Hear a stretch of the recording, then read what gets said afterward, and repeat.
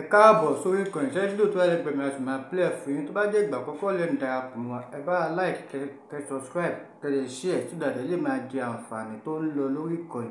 Àwọn àṣírí ńlá kan ló ti tú síta báyìí tí ó wà lórí fídíò yìí tó bá tó wá jẹ́ ìgbà àkọ́kọ́ náà ẹ tó wá darapọ̀ mọ́ wa báyìí ẹ tún like kẹ́ share kẹ́ tún subscribe tó dàdé lè máa jẹ àǹfààní. Bọ̀ ẹ má yẹ ká fi ọ̀pá pọ̀lọ̀pọ̀lọ̀ pa ejò. Ẹ jẹ́ ká wo fídíò yìí.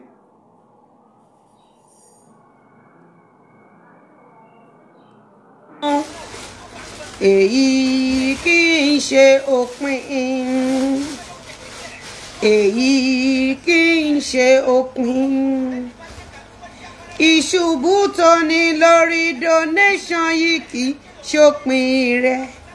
Ìyábọ̀ olè bábíà ńlá ó sì lè dìde o, má fààyè fún Sátánì kó jẹ́ kó pẹ́ nílùú Canada. Gbogbo ẹ̀yin abiyamọ tẹ́jọ́ lólùfẹ́ mi, èmi àti yín àti àwọn ọmọ wa wọn ní ṣàgbákò Ìyábọ̀ Òjó. Ẹ ṣàmì kẹgbẹ́ tó ẹ̀mí. God bless you, amen my love. Ẹ fún mi ní àwọn níwọ̀n ṣe mọ̀ pa gbáwọn ilé ilẹ̀ so ẹ fún mi láwọn míì náà. 500,000. Let's play. We want to listen to amen. Anna Sigwo, how are you? Fúnmiláyọ̀, èmi àti gbogbo olólùfẹ́ tèmi àtàwọn ọmọ wa a ní ṣàgbákò Ìyábọ̀ Òjó inú ọ̀rìn àjò ayé wa. Ìrandíran wa ò ní ṣàgbákò Ìyábọ̀ Òjó. You see, it's quite unfortunate. Láti ìgbà tí Naira Marley tó ti sọ̀rọ̀ láti àná, òru àná mọ́jú èní. First of all, Naira Marley, I appreciate you for the fact that your patience proves that being silent for blackmailers is not the solution. Because I kept quiet for Ìyábọ̀ Òjó for a very long time. And when I speak up, when I start facing Ìyábọ̀ Òjó, a lot of people were like, why noise? Why the noise? Why are you talking? Why Ìyábọ̀ Òjó every day? Why? In fact, Ìyábọ̀ Òjó has to tag her children, mad person. They gave me all sorts of names, but I never backed down. Because I wore the shoe. I was in that boat. I was the pilot of my life. It's only me that knows where it hurts. You don't understand? But when your matter now came, Naira Marley, you kept quiet for a very long time. When you kept quiet, I thought your quietness will prove me wrong. I thought your quietness will justify my noise. I thought you, Naira Marley, I thought your being quiet will give you justice. But thank you for holding on. Thank you for the patience. Thank you for the endurance. Thank you for showing the whole world that quietness is not the solution to Ìyábọ̀ Òjó. Speak up is the solution. I didn't be Baba Ijesha spoke up. Maybe he will still be around us, among us today. If you, Naira Marley, if you have spoken up, maybe this will not happen. But for the fact that Lizzy Anjorin, ó ti lè ṣépè jù, ó ti lè sọ̀rọ̀ jù, why Ìyábọ̀ Òjó every day? Why this lover? Why Esabod? Why is she talking? She's impatient. Why is she cursing? It shows that I am on a right track to deal with Ìyábọ̀ Òjó, this lover, Esabod, and all of them. You've made yourself to be an experiment of patience in dealing with blackmailers. But as you can see, Naira Marley, the society failed. The religion leader failed. The government are doing their best because who are the government? We are the government. But as you can see, everybody failed you. Even when this matter came, this is 500,000, my people. 1, 2, 3, 4, 5, 6. Mo jẹ yín kan ní receipt ẹ má bínú. Brother mi Mr. T Ejire, tẹ́ bá ń wò mí mo ṣe dé ní látàárọ̀ tí mo ti jáde. Ó yá wá bá mi pààrọ̀ kíni mi ní aṣọ kankan bẹ̀ yẹn. Àwọn aṣọ kan wà nù lé bíbá tó fẹ́ bá mi ṣe. Then àwọn aṣọ kan wà bíbá yìí tí mo fẹ́ fi àwọn èèyàn mi. So ẹ gba ilé.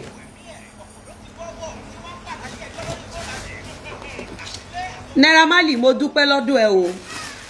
If not for you, in fact, I thought I was doing too much. Ẹ fún mi láwọn new one. Kì í ṣe àwọn 30 pack sílẹ̀. Ẹ fún mi ní àwọn ojú aṣọ ìmí. Nínú àwọn aṣọ tá gbé sílẹ̀. Oya. Ẹ yá bá mi pin account kí n tó tún bẹ̀rẹ̀ lẹ́ni. Má ti gbé wá jẹ́ kó kọ́kọ́ ó ṣe ọkọ mi. Pẹ̀lẹ́ kúṣẹ́. Bá mi pin account. Naira Marley ó ṣe gan ni. Ṣore mi tẹ́ rò pé mo ṣàṣejù. Mo rò pé bóyá wàhálà mi ti pọ̀ jù. Èmi gan rò pé àbí mi ní sùúrù tó ni. Mo wá jókòó mo wá rò pé okay, Naira Marley tí ó sọ̀rọ̀. Ẹ jẹ́ ká wò bóyá ó máa rí justice. Ẹ jẹ́ ká wò bóyá ó máa fọ orúkọ ẹ̀ mọ́. Ẹ jẹ́ ká wò bóyá àwọn èèyàn wá tiẹ̀ gbọ́ side but Naira Marley, if not for you, people who thought Lizzy Anjorin is doing too much. But your patience has proven the fact that Lizzy Anjorin is on the right track in dealing with Iyabo Ojo. Now, I'll be playing your audio. I faced a lot since we started your case, and thank God that we saw it in Iyabo Ojo's WhatsApp group, where they said anybody supporting Baba Mohbad or trying to look for justice, they should disgrace them. So what they did to me at Idumata is part of it. Yes, everything is 500k. Everything here. 1, 2, 3, 4, 5. Plus Ankara making 500. Everything. I'm doing sales. I want to check it. Then photo shoot one emoji. If you are buying 1 million. So if you want 9 pieces, I will put like big lace. Then I will give you 1 purse. I have a purse. If you are picking 2 sets like this, I'll give you 1 purse. So this is everything here is 500,000. See, this one is expensive. This one is among them. This one is expensive. So let's police mosun mola Sherry Nigerian police. Wọ́n kúkú ń gbìyànjú. Ẹ mọ̀ pé Yorùbá tí aburú ò bá ti kàn wọ́n kò kí yá wọn lára. Wọ́n rò pé nǹkan tí Iyabo Ojo ṣe. Wọ́n rò pé Mohbad nìkan ni Iyabo Ojo ṣàbúrú fún. Wọ́n rò pé Naira Marley nìkan ni Iyabo Ojo ṣàbúrú fún. Wọ́n rò pé Lizzy Anjorin nìkan ni Iyabo Ojo ṣàbúrú fún. But a lot of people following Iyabo Ojo that did not understand one fact, that if truly Naira Marley is innocent, if truly Lizzy Anjorin is innocent, everybody supports Iyabo Ojo with their children who will have to face the consequence spiritually for the rest of their life. Because everything Iyabo Ojo has been doing is like when you go to bank and deposit money. You know, one day you will go there to receive your credit alert. So Iyabo Ojo has not been attacking Naira Marley alone, Very Dark Man alone. Iyabo Ojo has not been attacking Lizzy Anjorin alone. Iyabo Ojo has been attacking everybody. Everybody. Both the victim and those of you that did not know the truth. And unknowingly to you, you join Iyabo Ojo in destroying innocent children. You don't understand? Because everything you join Iyabo Ojo to do to other people's children will surely come back to you and your children in billion folds. Whatever you do to other people's children will come back to you in billion folds. So let's listen to, you see this one, actually, this is light orange, this is turquoise, this is purple, this is baby pink and fuchsia, this is wine and bottle green, and you have free Ankara here. Thank you. Yeah. So we faced a lot on that issue. Ẹ rí pé ìgbà náà ná pé àwa náà ló lè Idumata. Tọ́lá jalè ní Idumata gbogbo ẹ̀. Wá dúpẹ́ f'Ọlọ́run pé kò go in vain. So now let's listen to Naira Marley's you know, I've been saying something. And a lot of people seems not to understand. I said, and I quote, Iyabo Ojo, why did you and your man friend did not tell us what by Mohbad.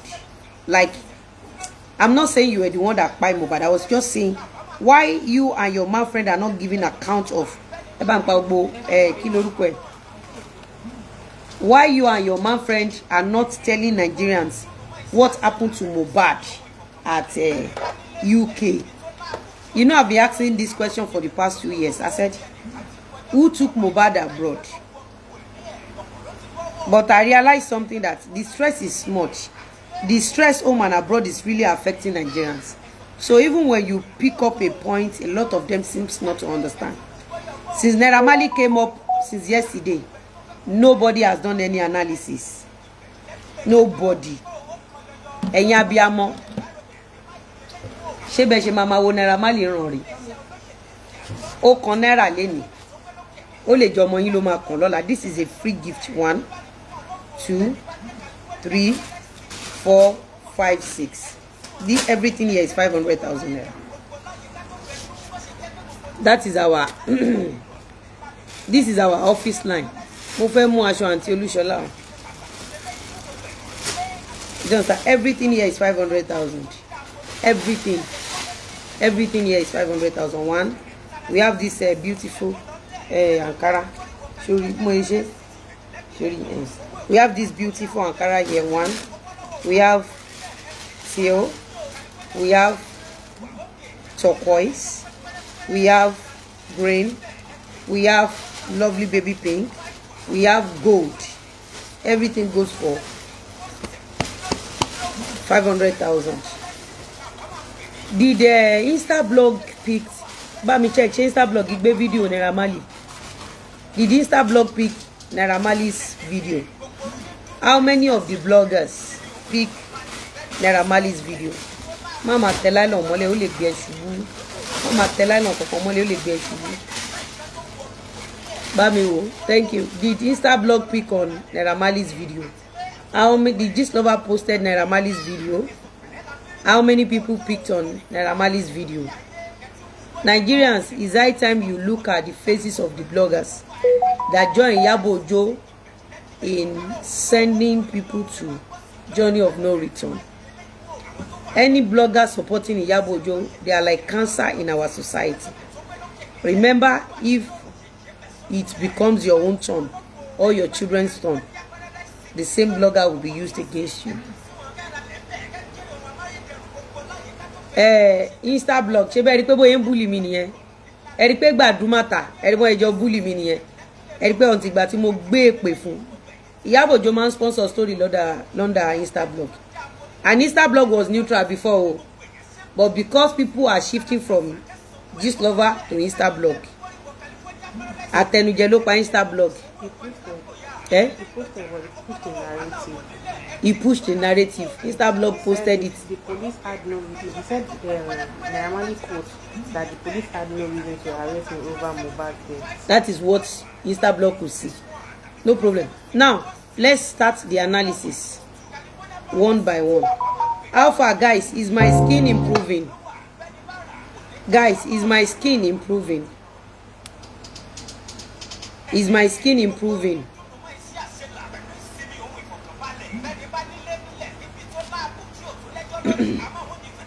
Shola Debo, wọ́n máa gbókú ẹ̀ lọlé fáwọn òbí ẹ̀ ni. Bó ṣe sọ pé you know the rest. Wọ́n máa gbé òkú wa àti Iyabo lọlé fún àwọn òbí ẹ̀ ni. Àti wo àti gbogbo ọmọ tó jáde lára Iyabo Ojo ẹjọ́ máa kánjú kú rèwerèwe ni. Àti gbogbo ìṣẹ̀dá tó bá ń gbèjà Iyabo Ojo àti tí Iyabo Ojo ń gbèjà. Rèwerèwe lẹ máa kánjú kú bí ẹ̀fọn. Èyí tó wà níbi comment section yẹn ṣó ti bá mi download ẹ̀ ṣé yẹn rí. Now, mo fẹ́ gbọ́ eléyìí náà. Ẹ̀yin èèyàn, before we start Mohbad case, let's quickly listen to this. Let's listen to this thing. She's one of Iyabo Ojo's long-time blogger. She has joined hands with Iyabo Ojo to destroy a lot of people. But before we start Naira Marley's show today, I want to expose how these so-called killers all these killers parading themselves as bloggers. Let's see how they operate. Naira Marley's case is very important tonight, but let me quickly bring up a video. Kó tó lọ listing sáwọn èèyàn, mo kàn fẹ́ kẹ́ ẹ mọ̀ bí ayé yín ṣe rí. Ẹ̀yin tẹ́ ẹ máa ń lọ listing sí àwọn ẹgbẹ́ apànìyàn tí wọ́n pera wọn ní blogger. This is 500,000. Yeah, yàrá. Bá mi gbé olive yẹn. Bá mi gbé olive yẹn. Single làwọn eléyìí.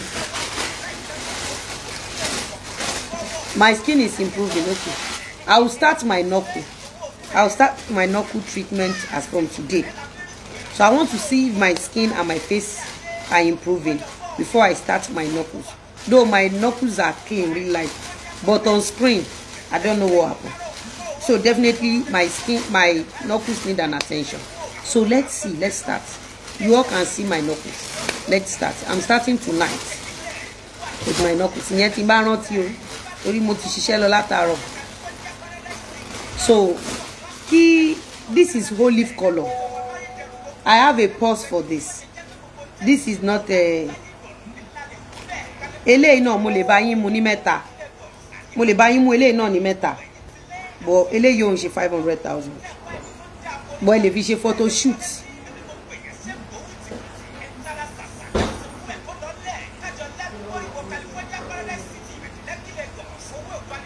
Amen. Ọdún tá Medinot á dára fún ìyá mi. Á dára fún yín. Á dára fún ìyá mi. Gbogbo ẹ̀yin tẹ́ ń ṣàdúrà fún mi. Àdúrà ti jẹ́ ti yín. Gbogbo ẹ̀yin olórí burúkú tẹ́ fẹ́ pa wá lọ́mọ tán ní Nàìjíríà, ọ̀run á pa yín dànù. Tẹ́bí tara yín. I don't know, can I pick 3 of these? This is so beautiful. Can I pick 3? But tí n bá ṣa mẹ́ta eléyìí, kò tí ẹ lè pay mi tí n bá ṣa ní mẹ́ta torí owó ẹ̀. But tẹ́ bá ní photo shoot, this is olive color. Bá mi mú pọ̀ sí yẹn. Tẹ́ bá ra eléyìí. Ó depends. Ẹ lè ra Italian shoe. Ẹ dẹ̀ lè ra Korea ni mo fẹ́ fi hàn yín. Mo wá òun náà nìyẹn. Ṣẹ́rí pé ó bá mú. And I have gèlè for this. Fún mi ní gèlè tó wà lókè yìí. Eléyìí bí grade wo la lè ṣe. This one is total package. I'll give you the total package. Ṣẹ́rí. And I can mix the color for you, it depends. So this one is so beautiful. I will show you now. You see, it comes with purse and gele. It depends. So if you want it, you can munch it and send it to Arike. I don't have much of this design left. I don't have much of this design. I have this color like 3 here. Apart from that 3, I don't have this. Okay. This is a very unique color. These are kind of laces that if you rock them, people will not even, you know. This is, and the big one of this lace is about $7,000. And it looks the same thing. It looks the same thing. The bigger one of this is about $7,000. But this is the small one. And this comes with Swarovski as well. This is beautiful. And it comes with a purse, with a gele. You go and get your own shoe. I don't think I have shoe that will go with this. I don't know. Except you want Italian. I have Italian that will match it. Shoe and bag and gele. This fabric here is very beautiful. Eh? I cannot go use my bride price buy lace. Eh? It's good to have beautiful laces. Like this one now, you can use it to sew Iru and Buba and other 3 designs. But I will not tell you here. For this type of lace, you can do Iru and Buba and other 3 designs. Other 3 designs I will not tell you. So let's start with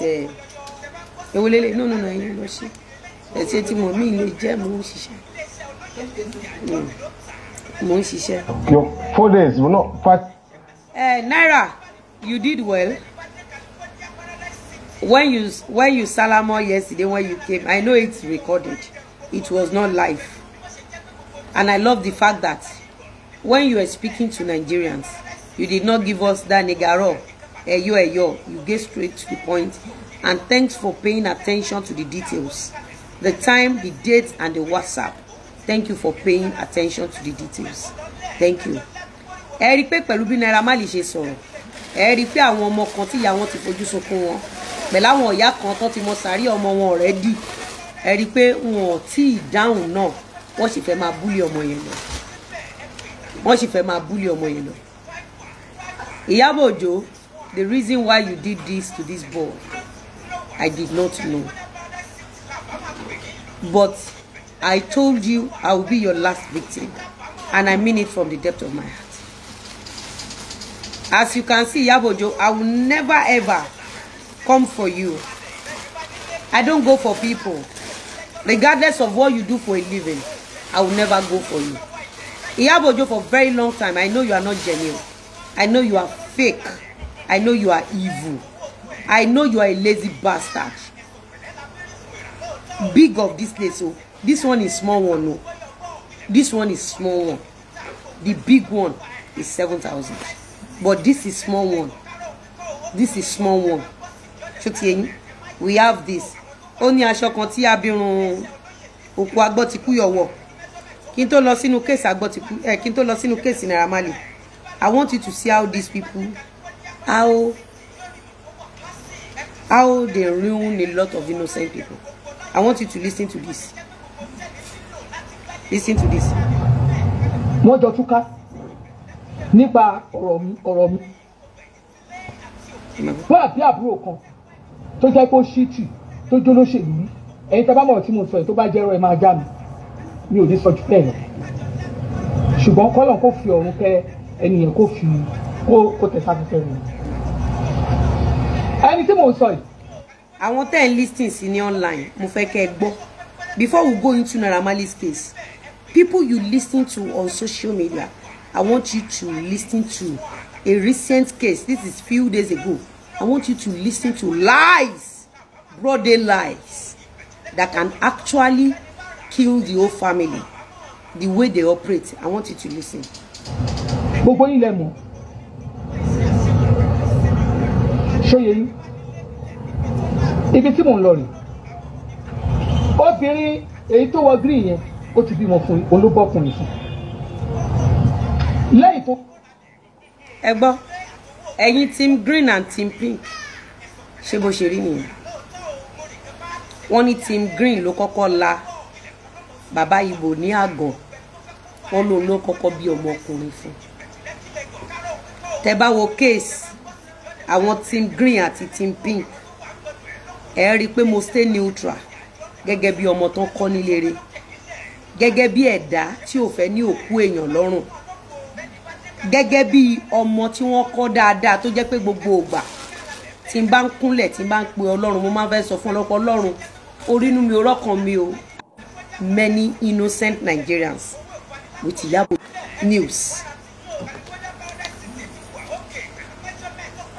Tírú àwọn ilé ìbá ń ṣe show ẹ̀yìn náà ẹ lọ ganu síbẹ̀ ẹ lẹ́ ń gbọ́ show. Team green àti team baby pink láti jẹta tí wọ́n ti bẹ̀rẹ̀, I was watching. Ta lè mi tí mo fẹ́ dá sọ̀rọ̀ wọn. Ṣé tán bá gbóòórùn òdì mi, ṣé di tèmi náà rùn? Ohun tó ń pẹ́ lóko lẹ́kún ká pàrọ̀ wá jókòó sórí social media kó wá máa hun irọ́ jọ. Ẹ̀yin ò mọ̀ pé ìdílé tí blogger bá ti wọ̀, ìdílé yín ò ní tòrò mọ́ táyé máa fi tán. Sister wa kan tó ń ṣe fíìmù tóun àtọkọ ẹ̀ ní issue recently, àwọn méjèèjì ò ní dáríjìra wọn mọ́ táyé máa fi tán. Tí ayé máa fi tán wọn ní dáríjìra wọn mọ́.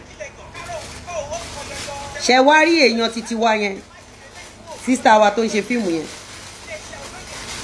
ṣé wá rí èso tó wà nínú ìgbéyàwó yẹn, èso yẹn ẹ jẹ́ ká gbé sẹ́gbẹ̀ẹ́ kan. Ṣùgbọ́n mi sọ fún yín as a victim of àwọn awáyé má ṣe rere tán máa ru òkú ọmọ wọlé fún, tán pera wọn ní blogger tán bá yí àwọn èèyàn jẹ́ yìí.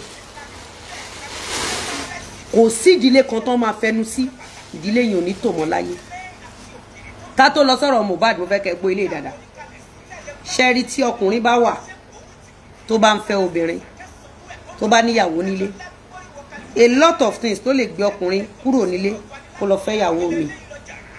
A lot of things ló lè gbé obìnrin kúrò nínú ilé ọkọ ẹ̀ kó lọ fẹ́ ọkùnrin mi. But tí crisis bá ti wà, obìnrin tó wà nílé á wá ṣe ọ̀pọ̀lọpọ̀ sùúrù. Torí àwòkú wèrè tí ò lè manage ló let loose tó lọ síta. Wàá wá ṣe sùúrù, wàá wá jẹ́ kó ṣe kinní yẹn fún èyí tó ṣẹ̀ṣẹ̀ pàdé yẹn. Dó sùúrù yẹn ó máa ń ṣòro ṣe fún wa. Mo rántí first day tálájì sọ̀rọ̀ ẹnu ìṣó fún mi. Ọjọ́ tí though I was fully prepared. Nǹkan kan kì í jọ mí lójú torí mo jẹ́ obìnrin tó tẹpá mọ́ṣẹ́. Kò sí nǹkan kan ṣo láyé yìí tó máa ń mì mí. Ẹ dẹ̀ ti rí mi, ẹ ti rí strength mi lórí social media. Ẹ mọ̀ pé kò sí nǹkan kan tó máa ń mi Lizzy. Ẹ mọ̀ mi, kò sí nǹkan tó máa ń mì mí. Lọ́jọ́ tálájì kọ́kọ́ sọ̀rọ̀ ẹnu ìṣó tó wá sọ gbogbo nǹkan tó display. Wọ́n ní kí ni mo rí sí? Mo ló dà. Wọ́n ní gbogbo nǹkan tó ṣe yẹn, mo ló dà. Mo ní wáyé tí ò ṣe dà. Mo ló dà. Èmi àti wọ́n ṣe látọ̀kan because torí celebrity ni mí. Ení ẹlẹ́ẹ̀kejì ọ̀rọ̀ kọ́kọ́ ló bá mi. Ọ̀rọ̀ mi ṣe máa jẹ́ èèyàn ló bá mi. Aláàjì ti ṣoore fún mi rí, èmi náà ń forí dóore padà fún wọn. Ṣùgbọ́n mo mọ bá Aláàjì ṣe rí tẹ́lẹ̀tẹ́lẹ̀. Àsìkò tálájì sọ̀rọ̀ Fọlá, àsìkò tí ò sí nǹkan kan, tí ò sí oúnjẹ jíjẹ. Ó wá bẹ̀rẹ̀ sí ní ya Aláàjì lẹ́nu pé oníkò sí nǹkan kan. Báyìí nǹkan mi ẹ má wọrí Ọlọ́run á ṣe. Báyìí nǹkan mi Ọlọ́run á ṣe. Ẹ má wọrí, ó gbọ́ ẹ máa dá, ó gbọ́ ẹ máa dá. Aláàjì náà máa bá ó gbọ́ ẹ jẹ́ mi náà. Ṣé ti bèrè, ṣé ti ṣe prayer? Nígbà tí wọ́n láwọn kọ́kọ́ bímọ kìíní, mò ń wò wọ́n. Èmi kú wà lórí pápá, èmi ń pọ̀ ṣú kádàrá mi kiri. Èmi ń sáré àti lànà ayé, kí ló kan tèmi? Èyí tó kọ̀ọ̀kan mi tó ń dùn mí lẹ́gbẹ̀ẹ́ kan ni pé eléyìí ò níṣẹ́. So èmi tí ó jẹ́ pé mi ò kí ń sùn, mi kì í wo náà ni mo máa wá máa ran eléyìí tí ò níṣẹ́ ní ọwọ́. Bọ́ mo wò pé at least ọkùnrin ti ràn mí lọ́wọ́. Ó ti ràn mí lọ́wọ́ rí, mo dákẹ́, mi ì sọ kankan. Mo ń wò wọ́n, ó yá o, wọ́n náà bímọ kejì kò kàn mí. Wọ́n wá pè mí pé wọ́n sọ pé àwọn kọ́ làwọn lọ́mọ náà kò jẹ́jẹ́ bẹ́ẹ̀. Ẹ̀yin gangan lẹ lọ́mọ, ọmọ yín ni wọ́n. Àwọn ọmọ tó jọ yín bí ìmúmu. Àwọn ọmọ yẹn ò ní dídí ẹni. Ẹ̀yin gangan lẹ ni wọ́n. Ọmọ yín gangan ni wọ́n. Fún mi ní báàgì fílẹ̀. Wà rí báàgì green kan báyìí wà lẹ́yìn bẹ́ẹ̀. Ẹ̀yin àwọn ọmọ yìí wọ́n jọ yín. Green yẹn wà lẹ́yìn bẹ́ẹ̀. Àwọn ọmọ lélẹ́yìí o. Ẹ̀yin gangan lẹ bí wọn. Ta ló sọ pé nǹkan lẹ lọ́mọ? Ẹ tó bá sọ pé nǹkan lẹ lọ́mọ, ẹ sú wọn. Mo ń bá kádàrá tèmi yí, èmi náà ń ṣeré ọwọ́ tèmi kiri. Kí ló kó èmi àti ẹ̀? But lẹ́gbẹ̀ẹ́ kan mo wò pé ìjọ wo lọkùnrin ló fẹ́ ṣàṣeyọrí pẹ̀lú gbogbo àwọn ọ̀wà pálapàla báyìí. Ìyàwó tí mo mọ̀ mọ́ ẹ, àwọn méjèèjì ní iṣẹ́ lọ́wọ́ tí wọ́n ń ṣiṣẹ́. Ó wá sọ fún mi pé léyìí kò mọṣẹ́ ṣe. Onígbà míì gan torí pé kò mọṣẹ́ ṣe, irú àwa yìí ò kí ní ṣẹ́ni tó jẹ́ kó tiẹ̀ kù díẹ̀ káàtó. Wọ́n ti jẹ wọ́n kegungun. Kí ni ó fẹ́ tọrọ lọ́wọ́ wọn? So ìgbà tọ́rọ̀ ẹ̀ ṣẹ̀ ṣẹlẹ̀, ìgbà tó ń sọ fún mi pé ọmọ kan ó lóun lóyún kiri kan, àwọn ò mọ̀ rí o, àwọn yẹn. Ìgbà yẹn business kan wà l'Abuja, ó dá ẹ lọ ṣe. Wọ́n láwọn ò ní mọ́tò lẹ́sẹ̀, ó dẹ̀ gba mọ́tò. Ẹ gba mọ́tò, ẹ lọ ṣe. Wọ́n lọ ṣe ìgbà tán dé náà. Ẹ bẹ́ẹ̀ ní kò sówó lọ́wọ́ yín, ẹ lọ gbalé fún. Káwọn ẹ lọ gbalé fún sí Fágbà. Because orí ọmọ yẹn ò níṣẹ́ lọ́wọ́. Ọmọ yẹn ò níṣẹ́ lọ́wọ́. Tó bá bọ́mọ yẹn rẹ́sù jù, á padà fúlì síbẹ̀. So kúkú jẹ́ kó kàn máa wá kó máa play fatherly role, kó máa lọ. Kó kàn máa play fatherly role, kó máa lọ. Èèyàn ń sọ pé irú obìnrin bẹ́ẹ̀ ò dáa. Ṣùgbọ́n èmi ni mo mọ̀ pé nǹkan ń ṣe máa yìí. Ó wá lè débi pé ìgbà míì báyìí àtijọ́ àti ìfẹ́jàgbọ́ tí ẹnu ìṣó náà sọ wípé ńgbà míì wà Aláàjì máa ń yáwó lórí online. Ṣé mọ̀ pé tí kádàrá bá bẹ̀rẹ̀ sí ní take charge, ó máa ń dàbí pé lómi mọ̀ ṣe ṣẹ́rí tẹ́ bá mọ nǹkan tó ń pè ní destiny as a woman you will build yourself wàá dẹ̀ ṣe títí ẹ ló wọn ò ní mọ̀ fún ẹ bọ̀ wàá ṣe títí ẹ tó bá mọ nǹkan tí wọ́n ń pè ní destiny ọkùnrin tó bá jẹ̀yà jù ló máa fìyà jẹ jù ṣẹ́rí Ìyábọ̀ Òjó ti báyé social media jẹ́ Ìyábọ̀ Òjó ó ti pa ọ̀pọ̀lọpọ̀ lẹ́kún òun ló fi jẹ́ pé kò sí ọmọ tó tara Ìyábọ̀ Òjó jáde Ìyábọ̀ Òjó gbọ́dọ̀ mọ sàárè wọn àdàbí tó ẹ́ pò títọ́ ní Ìyábọ̀ Òjó gbé jáde nípa Lizzy Anjorin ló kù àmọ́ tó bá yẹ pé irọ́ ní Ìyábọ̀ Òjó àti gbogbo àwọn bloggers tí Sàríyù sáìn fún àti Sàríyù àti Ìyábọ̀ Òjó gbogbo wọn pátápátá ló jọ máa mọ sàárè ọmọ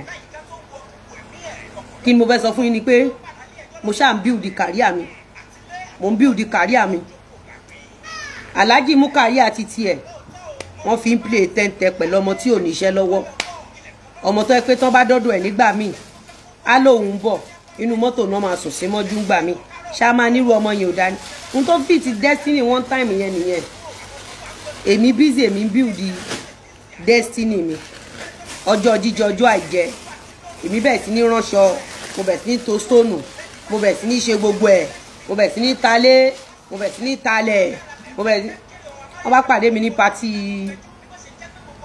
ní pati Alhaji Paso ní 2017 mo fẹ́ ṣe launching mo wá lọ gbé páàkì fún Alhaji Paso fídíò yẹn lẹ ti rí èmi àti Ṣáláńgá Fágbà Alhaji Lawal wà ní pati yẹn wọ́n bá jókòó ìwọ mo pè ẹ́ ò gbágó kí ló ṣe é kí ló jẹ́ bàbá mi ẹrú Ọlọ́run ìkúnlẹ̀ mi rè ẹ má bínú mi tètè rí ni ẹ pè mí kẹ́ mi ìgbàgo wọn bí yàrá ìyá mi dà àtúnfẹ̀rìn parí ẹ̀ àtún sọ̀rọ̀ wà lábẹ́lẹ̀ ojoojúmọ́ ni mò ń rò pé nígbà tó yẹ kí wọ́n ṣàṣìyàn ṣùgbọ́n inú wọn dùn ṣe ọ̀pọ̀ wọn ò níṣẹ́ lọ́wọ́ inú wọn dùn à ń fà lọ nígbà tó wá di 2019 tí ogun yẹn pọ̀ tí mo rí pé Gistlover ti gba dọ́kúmẹ̀ntì lé lọ́wọ́ mi ò dẹ̀ sọ fún Alhaji gbogbo géèmù tí Ìyábọ̀ Òjó àtọmọ afẹ́ ẹ̀ gbá àti Uber tí Gistlover fẹ́ gbà àti ọ̀kadà ṣe hàn pé Gistlover tún sọ fún mi pé kí wá ṣe advert lọ́dọ̀ òun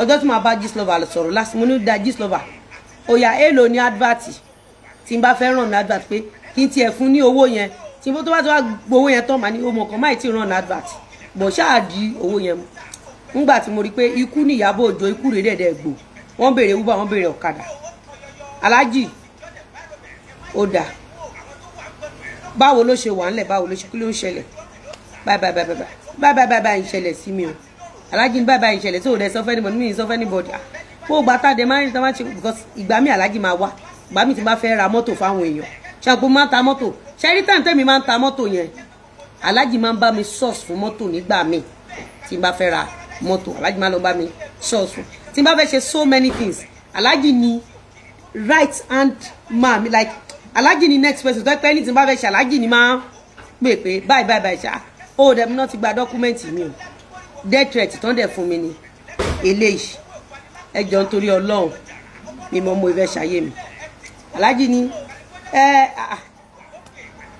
tán bá rí ọkùnrin pẹ̀lú ẹ wọn sá ọlápọ́n rí pé ìwọ nìkan ló ń dá sùn ló ń dá jí ló ń dá ṣe gbogbo ẹ̀ wọ́n ní èmi tí n bá máa fẹ́ ẹni ọkùnrin èmi ò fẹ́ boyfriend àgbésùn àbí nǹkan kan ó máa ṣèyàwó fún mi torí at the end of the day tán bá lọ ká ó má dàí pé boyfriend and girlfriend náà wọ́n ṣe bí Ìkòròdú táwọn wà náà kò kú sí much Fẹ́yìn Múṣù kẹ̀dẹ̀ nìyí ṣe mo rí pé ó ti move on gbogbo wọn ti abandon àwọn bí ṣe bí mo rí gbogbo báwọn ṣe máa lọ báwọn ṣe máa pé kò sí much pé èmi ṣáà mo rí ilẹ̀kùn tó ṣí tó rínú tó rínú okay let's see what we can do together documentally iṣẹ́ mọ̀ káwo báyìí lè ṣe gbogbo nǹkan mo ṣáà gbà pé okay let's have our engagement let's do our small wedding níwọ̀nba àwọn kò níṣẹ́ lápá yín ẹ lọ máa yanjú wọn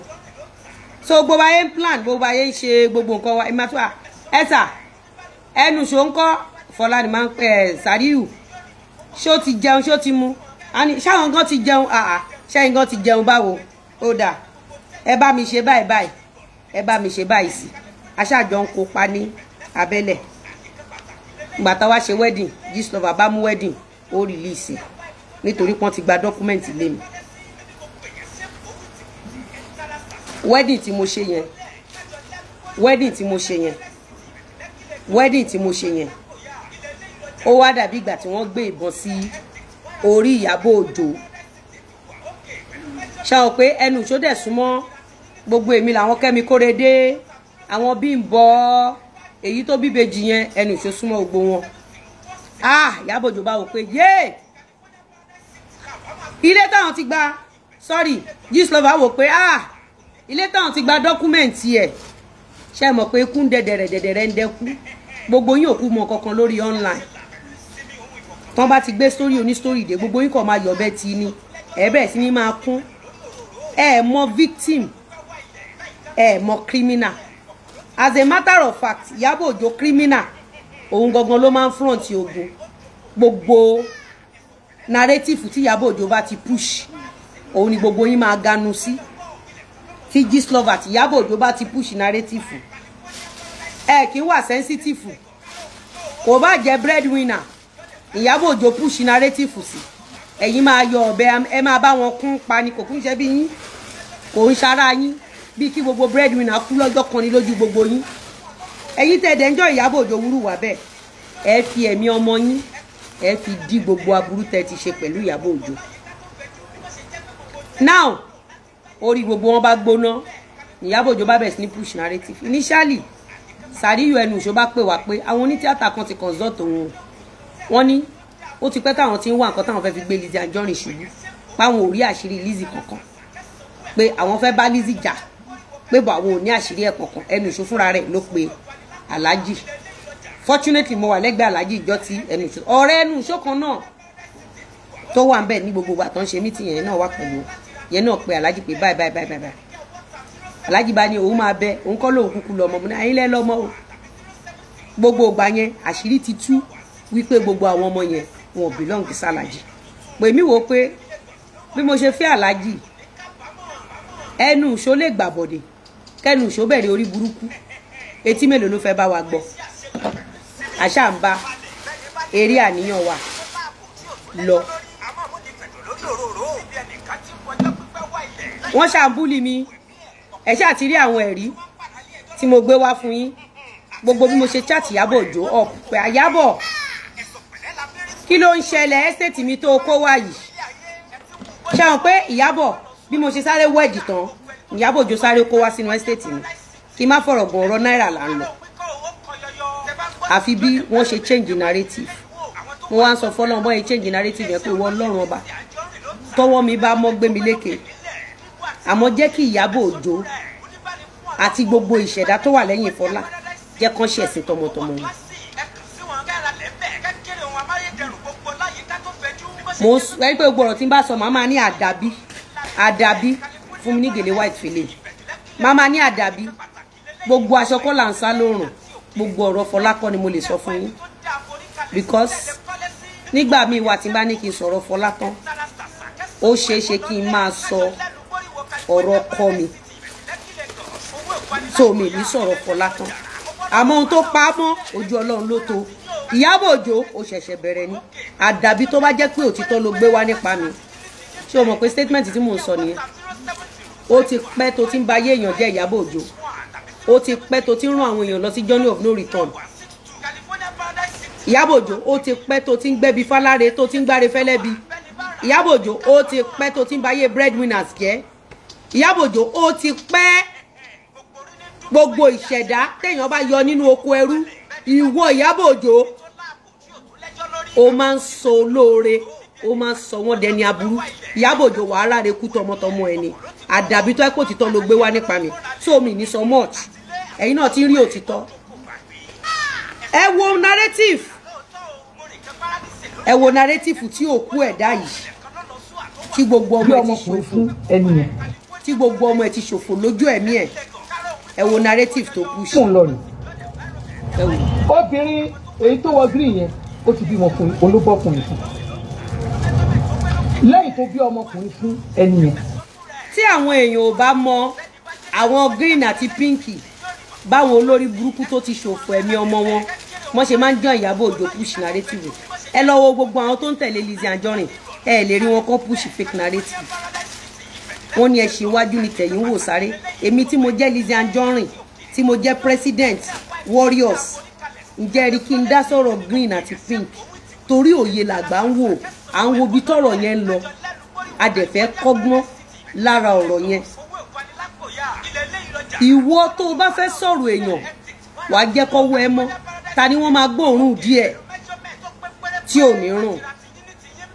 Ògún ló máa pẹ́ o Adéníkẹ́ _mi Ògún ló máa fẹ́ràn owó àti Ìyábọ̀ Òjó tọmọtọmọ yín Ògún ló máa fẹ́ràn yín yíyẹ̀pẹ̀. Bẹ́ẹ̀ ni mo sọ fún ẹ. Bẹ́ẹ̀ ni mo sọ fún ẹ. Now ẹ wo narrative tó push ṣé tòótọ́ ni ẹ máa gbọ́ ẹ máa gbọ́. wọ́n jọ túká nípa ọ̀rọ̀ mi kan àbí mi. ṣáwọn tó ń listen sí rẹ̀ àwọn eléyìí ló ń listen sí àwọn tó ṣiṣẹ́ Mohbad rẹ̀ àwọn tó ṣiṣẹ́ Lizzy Anjorin rẹ̀ lọ́wọ́ ṣó tán ṣe fún Lizzy Anjorin 2019. ẹ máa fún gèlè àwọn tó jọ ṣiṣẹ́ pẹ̀lú Ìyábọ̀ Òjó Gistlover gbogbo wọn àwọn tó jọ ṣiṣẹ́ eléyìí ló sọ pé ojú òun báyìí ni mo ṣe gbé cocaine eléyìí ẹ máa wo narrative ẹ̀yin tẹ́ mọ̀ pink and green ṣé tòótọ́ ló ń sọ ẹ máa gbọ́. jọ túká nígbà tí wọ́n jọ túká arábìnrin yẹn fà ìwé ẹ̀ ó lọ sí ìlú òyìnbó. ọ̀rọ̀ tí ó exist ẹ jẹ́ ká tún gbọ́ ohun tẹ́lẹ̀ náà sọ ẹ jẹ́ ká gbọ́ nǹkan tẹ́lẹ̀ sọ ẹ jẹ́ ká gbọ́ nǹkan tẹ́lẹ̀ náà sọ ẹ jẹ́ ká gbọ́ nǹkan àwọn tẹ́ ń lísìn sí kó o tó lọ rajà lọ́wọ́ wọn ṣáà ti lọ ra pósí ọmọ ẹ torí gbogbo ohun tí wọ́n ń ṣe lórí platform wọn yìí á tẹ̀lé nínú ayé ọmọ wọn àti ayé gbogbo yín tẹ́ jọ ń ṣàbúrú pọ̀ pẹ̀lú wọn ẹ já tún gbélé ẹ já gbélé. àṣẹ àwọn ọkọ àwọn obìnrin tí wọ́n fáìn bẹ́ẹ̀ yẹn wà kẹ́yẹ mọ̀ fáìn wọ́n máa ń pè wọ́n ní. ẹ máa gbọ́.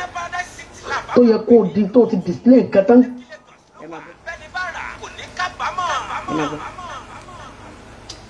nítorí sọ fún wa ni pé ẹ wo pupa mi o ẹ wo gíga mi o a lè máa wo pupa rẹ àti gíga rẹ wọ́n ń tà lọ́jà pupa bó ṣe rí yẹn wọ́n ń ta pupa yẹn wọ́n ń tà tó bá ti lọ ra complete set oṣù mẹ́ta ni wọ́n fi lè àtìfù kìíní yẹn tó máa bó gbogbo ara ìdànù tó ga bí oorun tó fẹ́ máa fi tó bá ti nílà ká ìpẹ̀lú. ẹ wo ìwà tí Ìyábọ̀ Òjó ti kó àwọn Yorùbá. A victim now become a target of ridicule and sudden death if care is not taken. Case àwọn team pink and team green they target the victim for sudden death now. ṣe rí pé kì í ṣe pé ọkọ gbéyàwó wá àbí ìyàwó tuntun fẹ́ ọkọ mọ́ nǹkan tó yára máa ń da ẹbí rú tí ò kì í sí ìdáríjì òun ni ohun táwọn eléyìí ń ṣe yìí because ní gbogbo ọjọ́ tí wọ́n bá wò pé òun náà ṣe báyìí fún èmi náà sọ̀rọ̀ sí báyìí bàbá Ìgbò lọ́jọ́ jíjẹ lọ́jọ́ àìjẹ ṣe rí ìyá Ìgbò kínní bàbá Ìgbò àti ìyá Ìgbò green àwọn méjèèjì ò ní pọ́blẹ́mù normal thing ni ìyá Ìgbò pink ń ṣe normal thing ìyá Ìgbò green tóun náà fẹ́ wọ normal thing ni that is family normal thing àwọn méjèèjì máa heal wọ́n later become friends kódà wọ́n lè padà later strong débi pé ẹ̀rù máa bá ọkọ ó ti ẹ̀yìn but tí àwọn eléyìí tán bá ti yọ ọ̀bẹ àwọn gúrùpù Ìyábọ̀ Òjó they target the victim nígbà tí Ìyábọ̀ Òjó àti Fọlágbémidé ńgbà tí wọ́n sọ Lizzy gbọ́kọ ǹjẹ́ ilé mọ̀ pé mi ni mo ń sanwó ilé Fọlá ǹjẹ́ bí Ìyábọ̀ Òjó ṣe pẹ́ǹtì mi ǹjẹ́ yín lè mọ̀ wípé mo ti mọ Mr. Lawal Lizzy gan ló ń sanwó ilé Fọlá ǹjẹ́ yín mọ̀ wọ́n ṣe pẹ́ǹtì wọ́n pẹ́ǹtì Lizzy máa ń pé Lizzy lọ gba ọkọ ìtorí ẹ̀ níṣẹ́ rí ẹbí wọn pink and green yẹn kò lè tó mọ́ táyé máa fi tán and kò ní sí ìdáríjì because n tí Ìyábọ̀ Òjó àti tíìmù ẹ̀ máa ń ṣe òun ni pé they always target the victim wọ́n mọ̀ọ́mọ̀ parọ́ mọ́ woman pink yẹn ni o kó lè pè wọ́n kó lè rojọ́ wọ́n wá save video wọ́n record voice Pink yẹn wọ́n padà wá gbé wá wọ́n fi cyber kidnap ẹ̀ wọ́n bẹ̀rẹ̀ sí ní gba ransom tí ò bá lọ́kàn á ronú parẹ́ tó bá dẹ̀ sì wà láyé wọ́n make sure pé family yẹn ò tó mọ́ iṣẹ́ tí Dorcas àti Ìyábọ̀ Òjó àti Esabod ń ṣe nìyẹn they purposely they know the truth they know the truth they purposely target the victim. They will add more salt and pepper. They will add more victimization to that victim so that the victim can call them. They will now record the voice of the victim. Wọ́n wá tọ́jú ẹ̀. Wọ́n ní kó máa mú ọjọ́ tó bá sùn tí ò bá ro mú wa mọ́. Nígbò ṣe bọ́n yẹn àtàkì woman yìí wọ́n fẹ́ kó pè wọ́n kó wá sọ pé òun àtọkọ òun nǹkan báyìí ló wà láàrin àwọn lọ́jọ́ báyìí ó pe àwọn lọ́jọ́ báyìí àwọn lọ báyìí lọ́jọ́ báyìí wọ́n fẹ́ kí victim ya pupa yẹn wọ́n fẹ́ kó wá sọ àṣírí ọkọ ẹ̀ tó bá ti sọ tán wọ́n á record ẹ̀ gbogbo bó ṣe ń sọ wọ́n wá padà wá àwọn ti gbọ́rọ̀ ẹ̀ ìwọ kọ́ ẹ náà irọ́ ni o they are going back tí wọ́n bá pa pupa yẹn wọ́n ní padà tí wọ́n bá pa pupa yẹn wọ́n ní padà wọ́n dẹ̀ make sure pé lè bàbá ìbò tòrò mọ́ táyé máa fi tán they knew the truth ẹ wo kéèsì Naira Marley àti Mohbad ojú wa la ṣe rí pé ọmọ kápẹ́ńtà ni Mohbad báwo lẹni tó yọ Mohbad kúrò nínú oko ẹrú báwo ló ṣe máa pa Mohbad.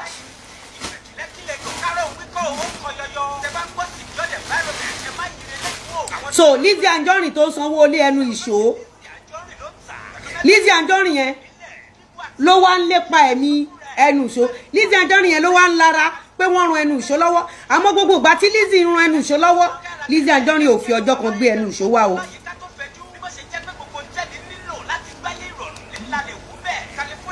Lizzy Anjorin ò fi ọjọ́ kan gbé ẹnu ìṣó wá pé ẹ wo ẹni tí mo fẹ́ fẹ́ ẹ wo ọkọ mo fẹ́ ọkọ mi pẹ̀lú gbogbo ẹrù ẹ̀ ni mo fi fẹ́ I accepted my husband pẹ̀lú gbogbo ṣùgbọ́n ọkọ mi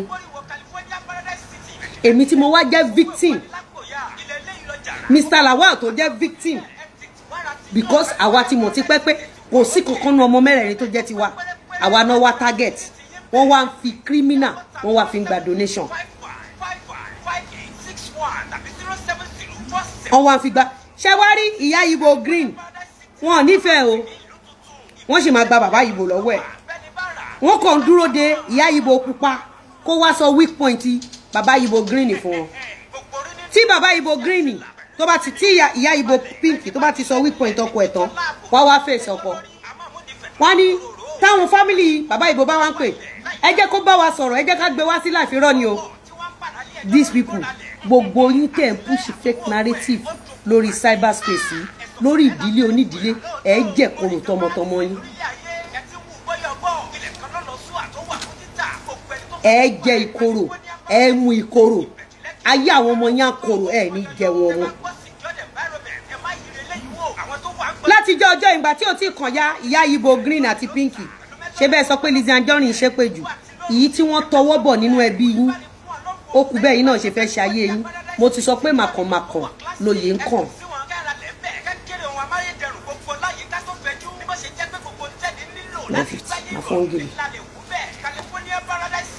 ṣé mi ò sọ fún yín pé màkànmàkàn gbogbo yín ṣẹ̀ṣẹ̀ bẹ̀rẹ̀ àǹtí ẹlẹ́bà Ìgbò ó fọkọ̀tà ìfọkọ̀ orí ọkọ ẹ o orí bó ṣe gbójú bí fún ẹ ńgbà tó wọlé ẹ̀ náà lọ gbó nílùú ẹ̀ wá o wá dúró sórí ọwọ́ ara ẹ àwọn tó ti àbí wàá sọ pé orí Ìyábọ̀ Òjó tó ti rìn ẹ̀dẹ̀ mọ́kọ ẹ̀ o rí róòlù tí Ìyábọ̀ Òjó play nínú láìfọ àǹtí Fatia ẹ rí dáadáa ẹ má wàá kọ ẹ̀písù fún wa ń bí ẹ dira yín mú ó dé bólúgbọ́n mu mọ́ra ni àrèṣà mẹ́ǹtẹ́nì àǹtí mi ẹlẹ́bà yìí bẹ́ẹ̀ má jẹ́ rí yín bí pẹ̀lẹ́ písù ẹ kú àtẹ̀mọ́ra lẹ́fíríbọ̀dì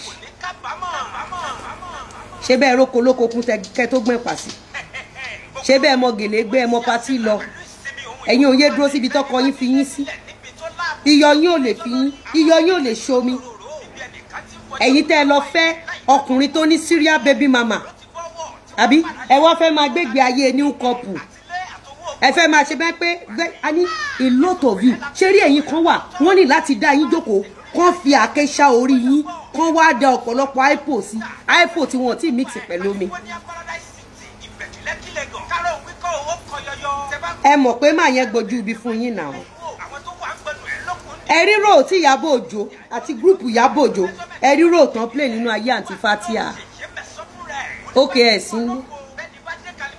Ẹ̀yin lẹ dá gbogbo Nàìjíríà kò lè kàn yín.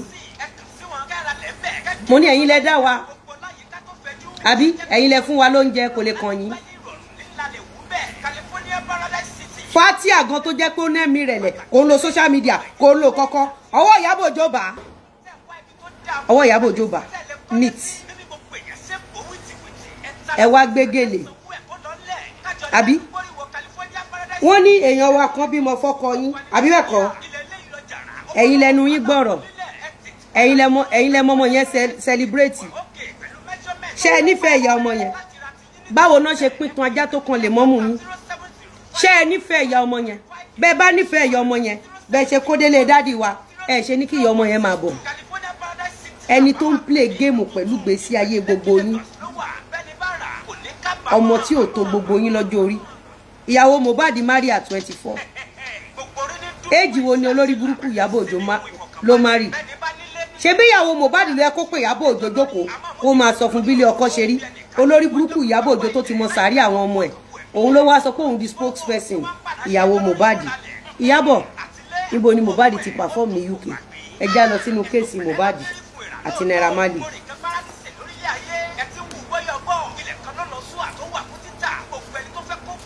Mi ní wá yín tí wọ́n máa sọ pé Aunty Eleba Igbo is also in full-time fracas as long as she has been seen with admits èmi ti mọ̀ sórí tábà àwọn gbogbo wọn títí sórí Lizzy guys ẹ fún mi ní nǹkan kan oṣù tí mo predict tí ò wá sí ìmúṣẹ ẹ fún mi ní nǹkan ẹyọ kan ṣoṣo tí Lizzy Anjorin predict nígbà tí mo ń rútù fún dádì mi Aunty Eleba Igbo ẹ mọ̀ pé torí tiyín ni torí mo fẹ́ pẹ́ ń bẹ̀ a fẹ́ kẹ́ pẹ́ ń bẹ̀ kí ló kèmí èmi ò ń dá sọ̀rọ̀ dádì mi bò nítorí pé mo rí pé mi ò fẹ́ káyé ṣe yegede yín mi fẹ́ kẹ́ tètè kúrò ń bẹ̀ èmi dẹ̀ mọ̀ pé àwọn tó láǹtí Fatia wọn ò sùn wọ́n ń bọ̀ wá fẹ́yìn náà àwọn tó lé Aunty Fatia wọn ò sùn ẹ mọ̀ bá yẹn set Aunty Fatia up ni Aunty Fatia mo máa set up ẹ lọ bèrè ṣe rí ìgbà tí wọ́n máa yí 360 fún Aunty Fatia níṣe lójú ẹ̀dá wa Gistlover náà fi parí iṣẹ́ yẹn Gistlover náà ó parí iṣẹ́ yẹn nítì kò ń ṣe wípé inú dádì wa Ìjẹ̀bú ò dùn sí Aunty Fatia mo wò pé kí ló lọ ṣe níbẹ̀ yẹn àbọ̀ orí fídíò ràn dímọ̀ dáadáa rèdí mọ́ ẹ bá ń change aṣọ ẹ̀yìn ọmọ ibi ilẹ̀ ti máa gbọ́.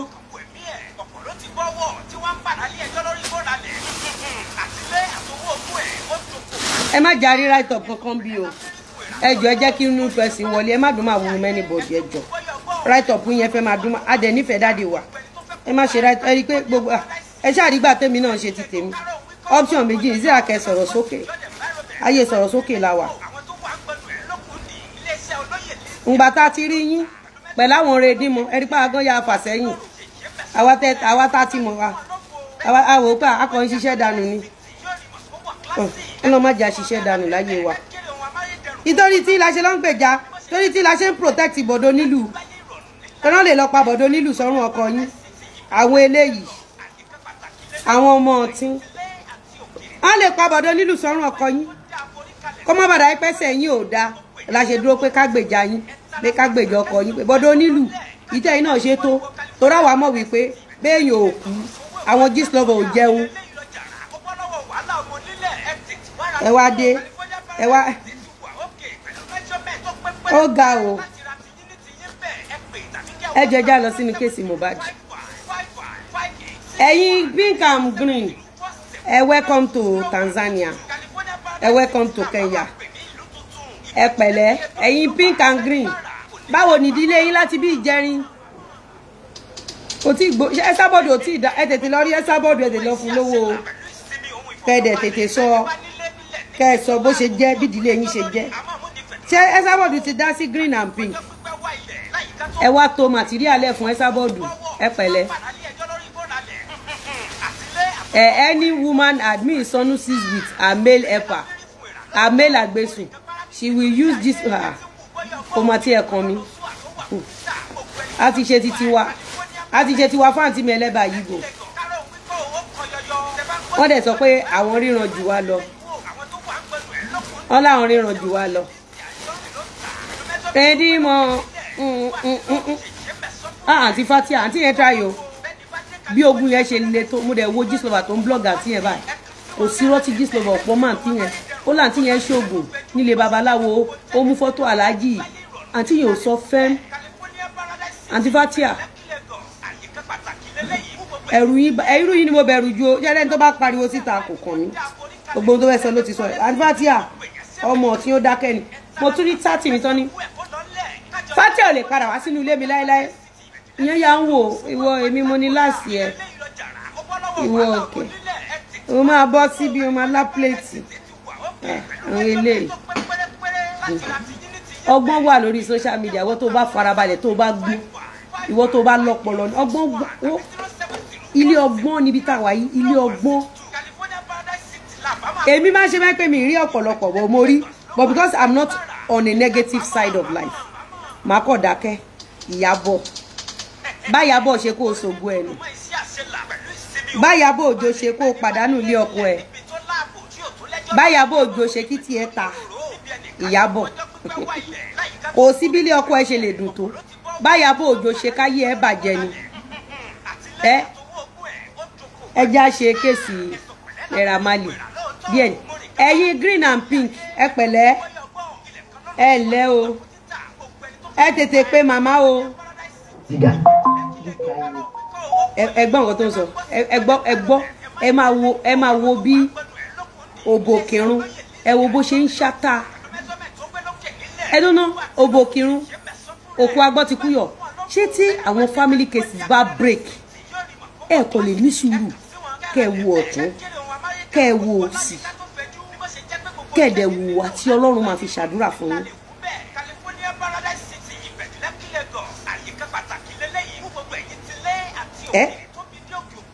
mo ń bèrè ni o ẹ wá sáré jáde tí pé lè ní victim ẹ bẹ̀rẹ̀ sí máa kobo victim ẹ bẹ̀rẹ̀ sí máa kobo victim ẹ bẹ̀rẹ̀ sí máa kobo victim kí victim rẹ kò rí bẹ́ẹ̀ ọ̀rọ̀ rí bẹ́ẹ̀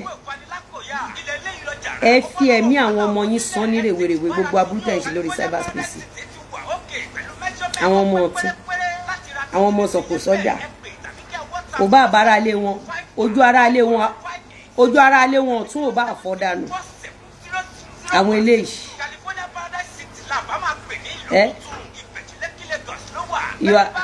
èèyàn kó sọ pé you are older than Fatia ìyàwó bàbá èèyàn ìyá èèyàn ni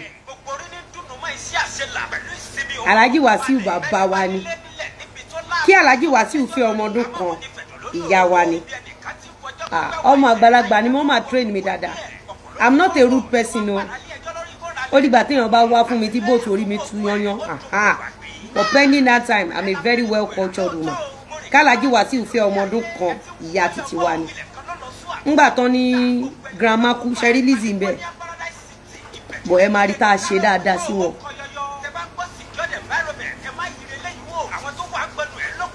ẹ wo bóyá ń sọ̀rọ̀ woman pink yẹn ẹ bóyá ń sọ̀rọ̀ woman pink. àwa jọ gíga ẹ̀sìn èèyàn máa ga gbọ̀ngbọ̀n rẹ̀ for nothing. bàbá Ìgbò báwo lẹ ṣe rò pé àwọn ọmọ yín máa dáríjì láyé àti lọ́run pé wọ́n pè ìyàwó ilé yín tó ti lò 33 years ó gàgà ẹ̀sìn. ṣẹ́rí new ìyàwó yín kò ń ṣe problem o first ìyàwó yín kò kí ń ṣe problem ẹ fẹ́ lánìí at 60 years old ẹ lè fẹ́ obìnrin 1 billion tí kò sí bàbá ńlá pọ̀ ẹni tó máa yẹ̀ yín lọ́wọ́ wò